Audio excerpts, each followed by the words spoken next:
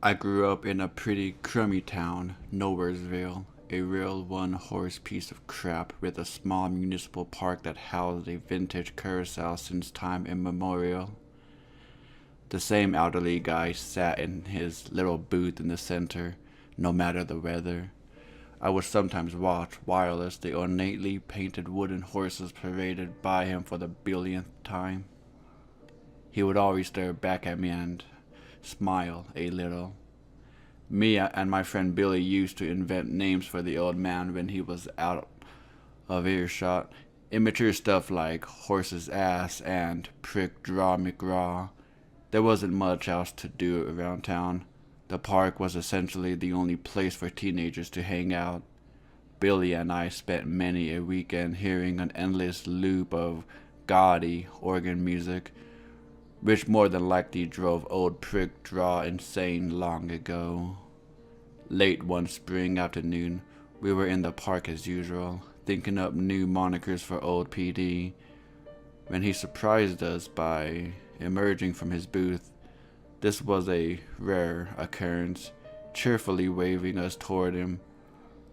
"This carousel sure is a beauty, ain't it?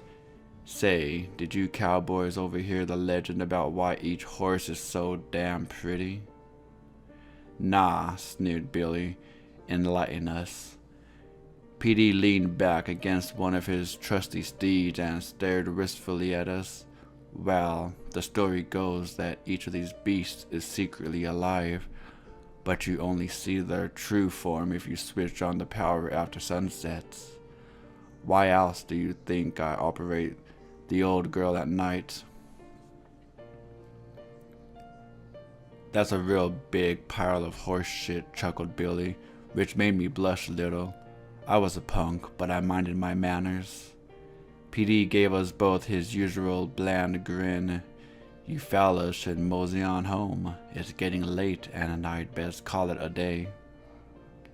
But we stuck around, as Billy had decided to call the weird geezer's bluff, especially since we noticed that he sometimes absent-mindedly left the key in the ignition of the ancient machinery, and that night was such an occasion.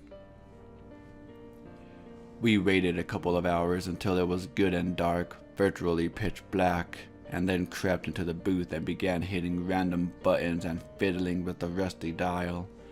Eventually, the thing sputtered to life, quite literally.